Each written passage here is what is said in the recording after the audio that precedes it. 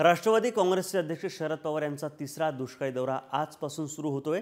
शरद पवार दुष्काळ भागाची पाहणी दौऱ्यासाठी सातारा या जिल्ह्यात जाणार आहेत। यापूर्वी त्यांनी 14 ऑगस्टला दुष्काळी उस्मानाबादचा दौरा केला होता।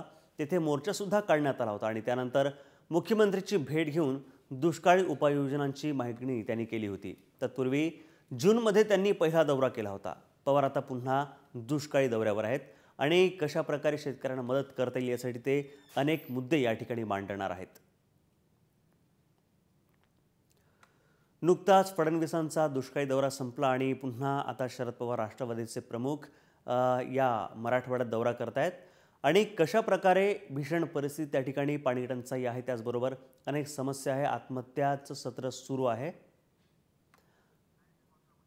आपण लाईव्ह बघू शकता या ठिकाणी स्क्रीनवर की कशा प्रकारे त्यांचा दौरा सुरू झालेला आहे।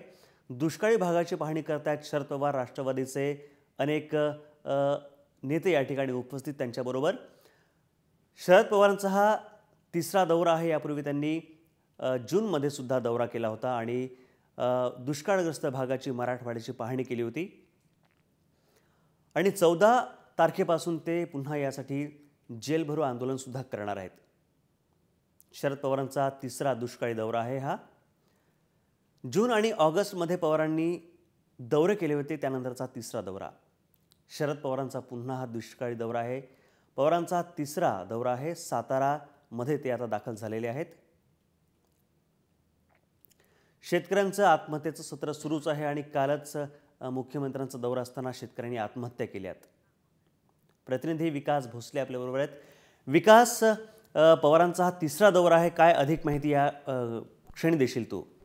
नक्कीच, कारण शरद पवार हे प्रथमच पश्चिम महाराष्ट्राच्या दुष्काळ दौऱ्यावर येत आहेत आणि आत्ताच प्रथमच ते फलटण इथं त्यांचा दौरा सुरू होतोय। फलटणसह ते खटाव मानला भेट देणार आहेत। मात्र विशेष म्हणजे ज्याप्रमाणे मराठवाडा आणि विदर्भाची परिस्थिती आहे त्याच पद्धतीनं पश्चिम महाराष्ट्राची देखील ही परिस्थिती आहे दुष्काळाची। मात्र शासनानं अजून कोणताही निर्णय न घेतल्यामुळं हा निर्णय कधी घेणार हा एक मोठा प्रश्न आहे। यासाठी आज शरद पवारांचा खास दौरा आहे। फक्त दौरे होत आहेत कारण की काल मुख्यमंत्र्यांनी सुद्धा दौरा केला आणि त्यांच्या समोर तिथे असताना आत्महत्या झाल्यात, तर हा दौरा कशा प्रकारे वेगळा असेल? नक्कीच, कारण आज शरद पवारांचा आता 9 वाजता आता दुधे भाऊ इथं फलटण तालुक्यात आलेले आहेत। यानंतर ते दहिवडी इथं जाणार आहेत आणि खटाव तालुक्याचा देखील दौरा करणार आहेत। कारण विशेष म्हणजे इथं या ठिकाणी जे डाळिंब पीक आहे, बटाटा आहे, सोयाबीन आहे, पूर्ण उद्ध्वस्त झालेला आहे आणि कुठलाही या ठिकाणी दुष्काळी भागात पाऊस न पडल्यामुळं शासनानं ठोस निर्णय घ्यावा अशी मागणी शेतकरी करत आहेत। आज संपूर्ण त्यांचा दिनक्रम काय असेल? दिनक्रम नक्कीच, कारण आज जवळजवळ 10 ते 12 गावांना भेटी देणार आहेत शरद पवार।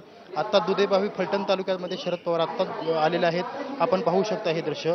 आणि या दुधे भावीनंतर ते दहिवडी इथं जाणार आहेत, मारडी या गावात भेट देणार आहेत, त्यानंतर खटाव तालुक्यातील 2 गावांत भेट देणार आहेत। याचबरोबर चारा छावण्या सुरू करणं हे अत्यंत महत्त्वाचं आहे, कारण विशेष म्हणजे फक्त 117 मिलीमीटर पावसाची नोंद झालेली आहे या 3 तालुक्यात।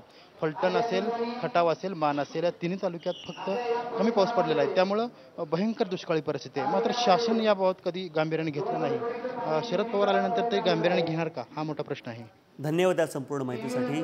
तर राष्ट्रवादी काँग्रेसचे अध्यक्ष शरद पवार यांचा तिसरा दुष्काळी दौरा सुरू झालेला आहे आणि आपण बघू शकता स्क्रीनवरती ते साताऱ्यामध्ये आहेत आणि हा त्यांचा तिसरा दौरा आहे। 14 ऑगस्ट त्यांनी पूर्वी दुष्काळी दौरा केला होता उस्मानाबादचा आणि त्यानंतर त्या ठिकाणी मोर्चा सुद्धा काढला होता। त्यानंतर मुख्यमंत्र्यांची भेट घेऊन त्यांनी अनेक माहिती आणि अनेक सूचना मुख्यमंत्र्यांना केल्या होत्या।